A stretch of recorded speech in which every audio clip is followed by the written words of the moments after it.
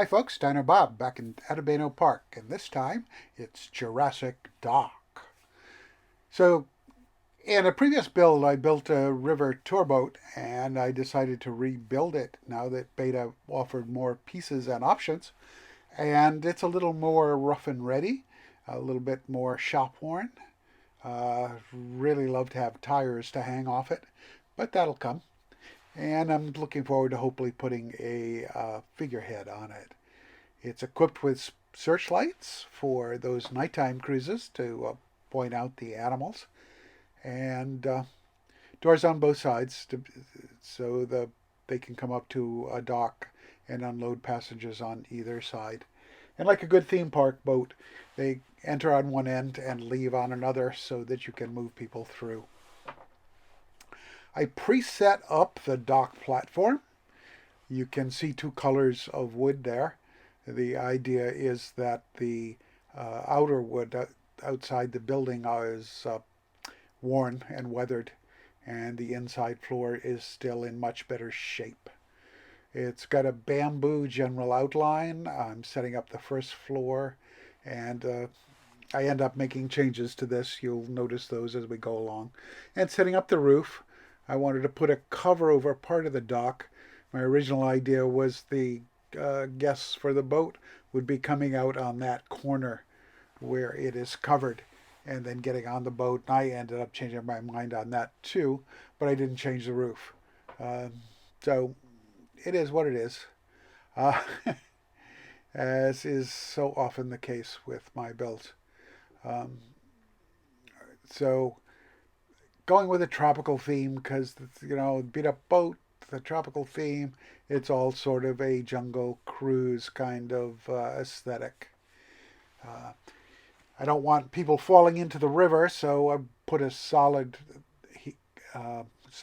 fencing here on the side that would have probably seen the most jostling, particularly if this was the waiting area for the guests to get on the boat. The rest of it will be rope barriers to the bamboo poles, and you'll see me doing some of that a little bit later. Right now I'm putting the supports for the raised area of the roof, which offers venting in the warm climate. So the thatching's looking pretty good, and nice, nice interior roof work with bamboo framing. Um, a little bit of mesh issues with the eaves and the roof with the pieces, but it's not so horrible that it's unusable. So I did change the colors on both the thatch and the bamboo to make them look a little more weathered. And now you see me filling that space so that the interior of the building can actually be closed as opposed to the sort of over dock roof with another tropical piece. And I'm going to change the color on that to once again echo the green and yellow thematic colors that this park is using. So this is rope time, I guess. And there's a lot of rope work in this. You won't have to sit through all of it.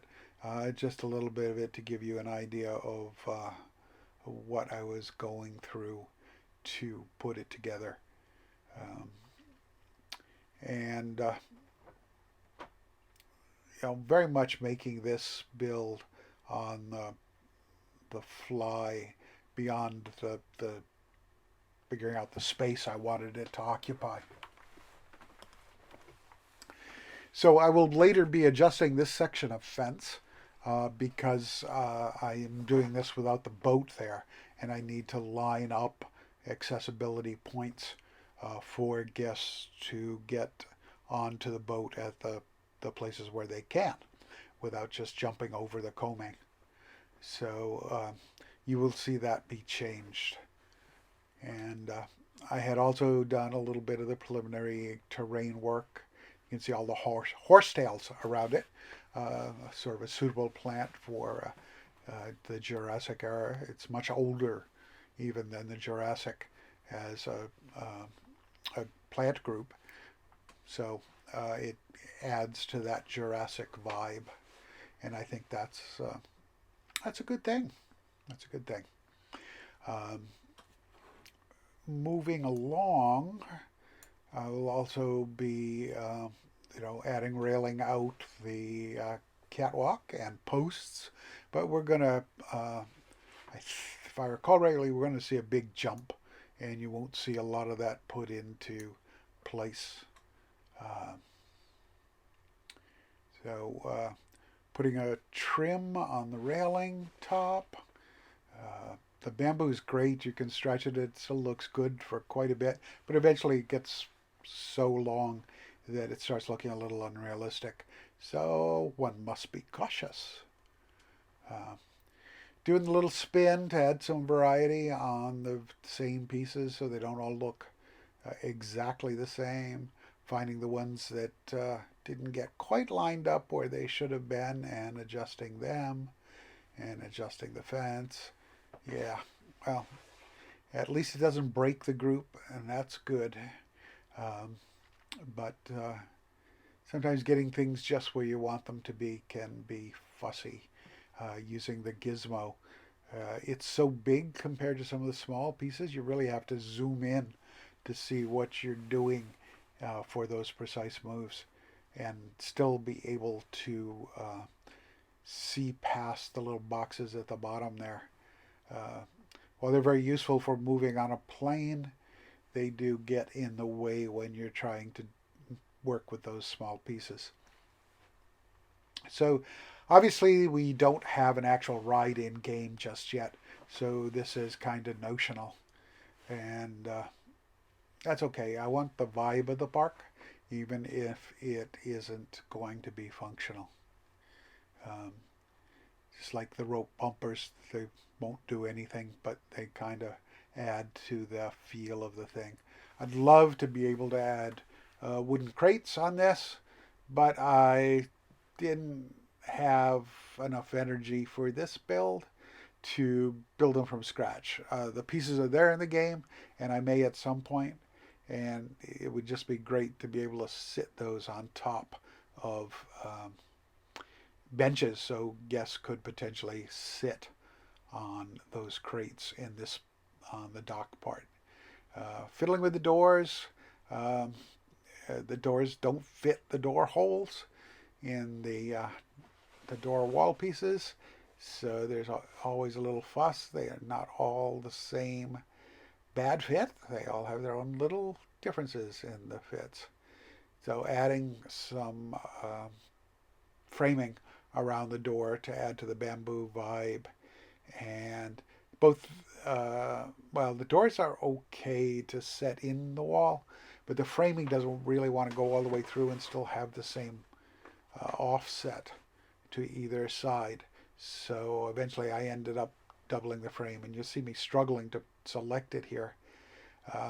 And it's not jump to the finished part because the video did the usual thing. I got involved in frustrating work with it, and then ended up forgetting to start recording again when I was working.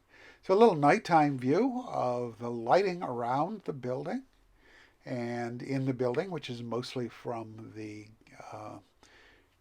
merchandise and information. Well, it's not an information stand yet. That's what I would probably use. It's another merchandise thing. But they provide light by themselves. So a little zoom out, an aerial shot with one of the boats at the dock, and a little sense of how it fits in the park, and another look at the boats, one coming in through the pilings to help guide it into the dock positioning. So that's kind of what it looks like from on top. Let's take a little closer look.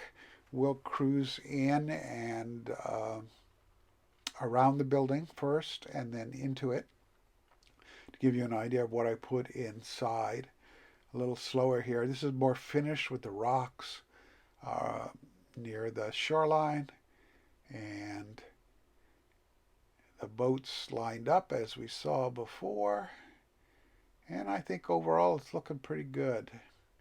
Um, Pretty good all the way around. There we go. Okay, well, let's go back and we'll get on the dock. And we would be coming off the boat now. And we'll go down the walk to that barrier to keep people from sneaking in. And turn ourselves around and get through that door. Come on, through the door.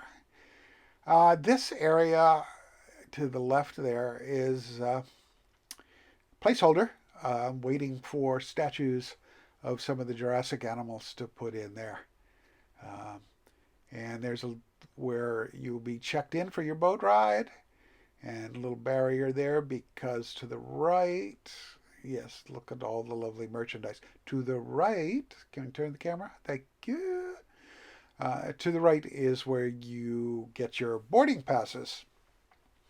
Uh, right now being handled by a merchandise stall. You saw the clothes rack that I had built in the prop video, and now we will head out and back down the walkway and into the rest of the park. Thank you all for stopping by and visiting the Jurassic dock. No escaped dinosaurs here, so it's relatively safe. If you like the video, click that like button, make a comment. This all helps the algorithm give me a little higher profile and get more people to learn about Atebeno Park and Prehistoric Kingdom. Nice having you hang around for a while, and I'll be back with another video shortly. Bye bye, and be kind to each other.